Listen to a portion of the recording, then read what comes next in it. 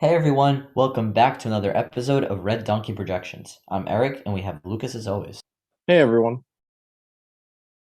Today is April 3rd, 2021, and today we are going to be diving into an updated 2022 Senate election prediction. We're going to start out with the safe seats, and then, as best as we can, we're going to try to predict how each state, more competitive state, will go. It's still very early in the game, and there are still a lot of incumbents and important figures that have not informed the public if they're running, so our predictions may be a little off and will change as they inform us about their decisions. Indeed. With that being said, let's get right into it.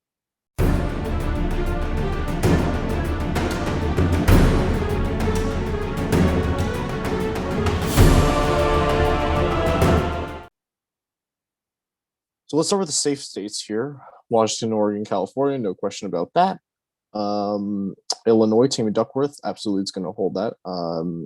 Maryland, Colorado, Vermont, New Hampshire, we'll get back to. New York, Senate. Oh, Hawaii. Yes, that is all the safe Democratic states. It's head to all the safe Republican states: Idaho, Utah, North Dakota, South Dakota, Kansas. This isn't a co-box situation. At least I don't think it will be. Arkansas, Louisiana, Missouri. We'll talk about later. Iowa. I'll put it as safe. Chuck Grassley. He might be running. We honestly don't know yet, but if Grassley runs again, it's probably going to be safe. If he retires, then we can kind of talk about that later because we kind of need some more info there. Alabama, Richard Shelby is retiring, but it's not going to be competitive. South Carolina, Tim Scott, we'll put it as 15, but I think it'll be barely 15. Rand Paul in Kentucky, Indiana, and I believe that should be it for the safes. All right, let's head now to the likely Republican states. We're going to start first with Alaska. So Lisa Murkowski is the incumbent here.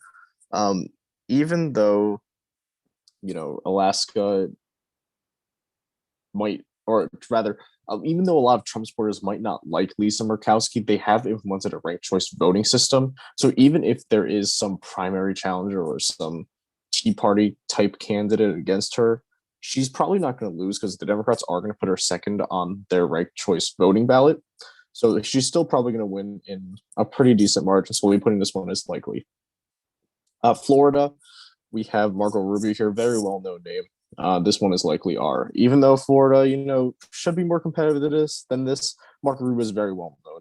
He's going to have a pretty easy time getting reelected. And let's get to Ohio. Eric, why don't you talk about Ohio? So in this state, incumbent Senator Rob Portman will not be seeking a re-election. So that leaves an open spot. And you may think, if you were thinking in the mindset of 2012, 2008, oh, what a state, it has a chance. But as all of our subscribers and viewers know, we have been saying time and time again that Ohio has been leaning, along with Iowa, a lot more to the right lately. And you can see that in the past two presidential elections. So in the state of Ohio, I believe there's someone by the name of Josh Mandel, former Ohio State treasurer, who was seeking re-election, and I'm not really sure what candidates the Ohio Democratic Party can put up, and I really think Ohio is going to go to the Republican, no matter who that Republican is, because based on previous trends and future patterns, such as it being a red wave year, allegedly, I think Ohio will become a likely state. And right. I think Democrats are going to put up Tim Ryan, who's currently a representative, whose district is probably going to get axed in redistricting. Tim Ryan is a pretty good candidate, but given Ohio's demographics and the rural areas, it's going to be really hard for Democrats to gain ground there again. So we did see some interesting polls get released out that showed Tim Ryan, I think, 4 points trailing behind Josh Mandel. But given the 2020 election, the polls from Ohio really weren't that good. I think we saw that Biden was leading at one point with the Ohio polls, and they were very close up until election day. And yet Trump still wins by 8 points. And the other thing is, polls might be different this time because Trump isn't at the top of the ticket. So it could be more accurate this time, like it was in 2018, but we really don't know yet. We're going to put this one as likely for now. We'll update this as we go on. All right, and let's head now to the state of Missouri. You have Eric Greitens here, who is running for this seat. I was thinking safe, and I actually am going to put safe now. I think that if Democrats ran a good candidate like Jason Kander, who was able to get the margin between Roy Blunt all the way down to like 3 points, then maybe you get in the likely range. Even though Eric Greitens is a terrible candidate, he's a former governor, lots of scandals, who does look like he is the front runner for the nomination. Democrats don't really have a great candidate to put up. And, and Jason Kinder already said he wasn't going to run for this race. So we're going to put this one as safe R. Let's head now to the likely Democratic states. We have first the state of Colorado. You have Michael Bennet here. He ran for president, pretty well-known name. He should have no trouble getting reelected. Colorado has swung decently to the left recently. We saw that with the 2020 election, how it went like 10 points to Biden, which was very interesting. Oh, sorry, it was actually more. It was actually like 13 points to Biden, which was very interesting to see. The other state is New Hampshire, and let me explain. So yes, Kristen, we're still waiting on him. If he's going to announce he's running or not. If he does announce he's running, we're putting this one like pretty much immediately as a lean R, but he has not. We're going to do it based off of what we know so far. If he's not running, it's going to be likely D. Or it might be lean D if, I don't know, like Kelly Ayotte runs, but even with Kelly Ayotte, she's definitely not going to do as well as Sununu might do. We made a whole video about Sununu running. You can check that out on our channel. And let's head now to our leans. The first one here is Cortez Masto in Nevada. We're going to go with lean here, with the reason being that Nevada is a pretty decent lead to the left. However, given the recent election results from 2020 and past history, Nevada is a lot less to the left compared to some of these other likely states like Colorado. It only went 2 points, 2.4 points to Biden.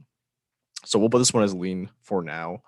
As you know, Nevada has two very democratic areas in Reno and Las Vegas. The rest of it's very, very Republican. So that is why we're going to put this one as lean. And Eric, why don't you talk about Mark Kelly in Arizona?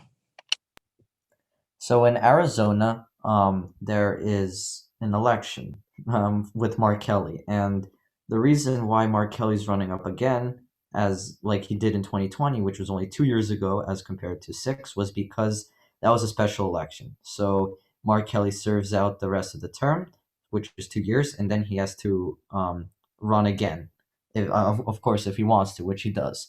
And as we've seen in this 2020 election, the Arizona GOP is, not as popular and prevalent as it was 4 years ago, and at this point, 5 years ago. So I really think, depending on who the candidate is, and I feel like honestly, no matter who the Arizona GOP puts up, whether it's even anyone good, I think Mark Kelly will hold on to his seat relatively well, and as well as he did with Martha McSally. Martha McSally was, of course, a notably worse candidate than a usual GOP candidate, but I think after Mark Kelly serves his term, and if no controversies come up with him, he will be able to win out any Republican, as the demographics here are changing.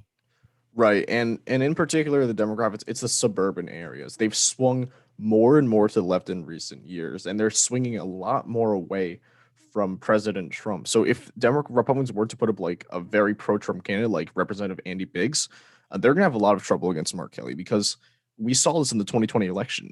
Joe Biden was able to notch 10% of GOP supporters in Arizona.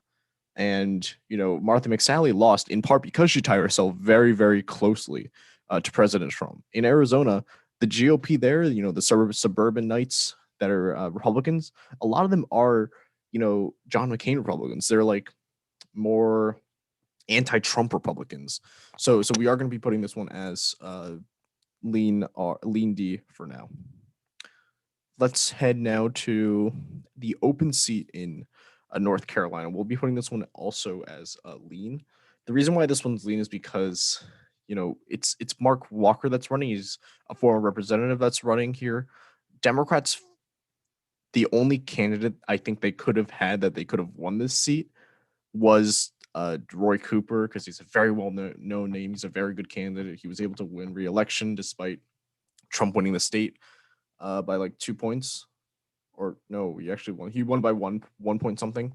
Um, the problem is with Roy Cooper, his lieutenant governor is a Republican. He definitely would not want that to happen where he runs for Senate. If he wins, then Republican becomes the governor. So Democrats are fielding state senators as their candidates, just like they did in 2020. I think that Mark Walker will probably win the nomination and will go on to win the Senate seat.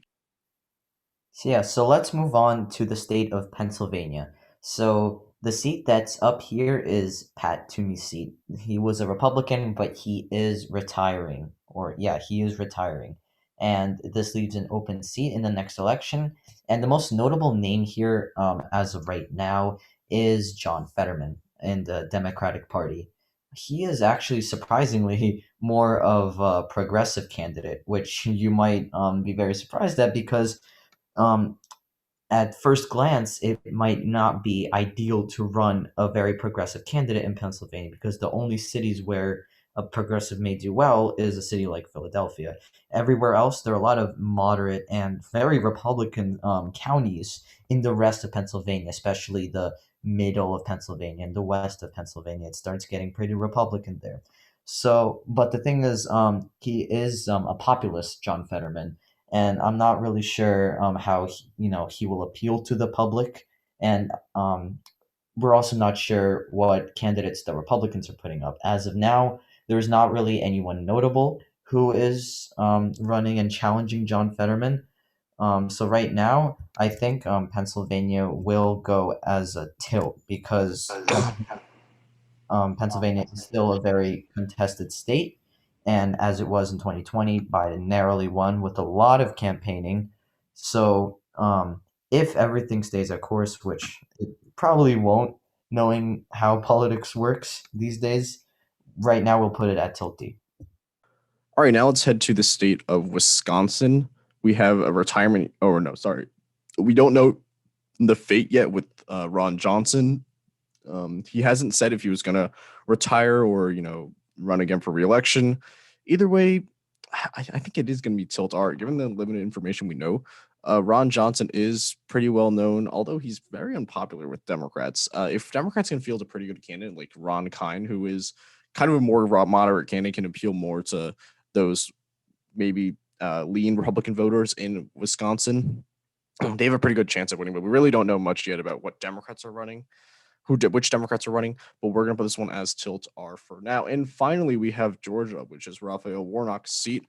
Remember, he won in a special election in 2020, so he has to run again in 2022. We initially had this one as lean D, and we were pretty strong about that. But given the recent voting bill, it's really not good. And it is bad for Democrats, yes, but quite frankly, it's very bad for America. That the fact that they're suppressing votes, is specifically targeted towards certain groups in Georgia. This is this is quite frankly not democracy at that point. It's going to essentially hurt a lot of people. So we're going to have to put this one as tilt D, given that voting rights bill. That's it's terrible, to put it quite frankly. So we're going to put this one as tilt D because we're going to likely see minority turnout dip because of the bill. And that's just going to hurt Raphael Warnock here.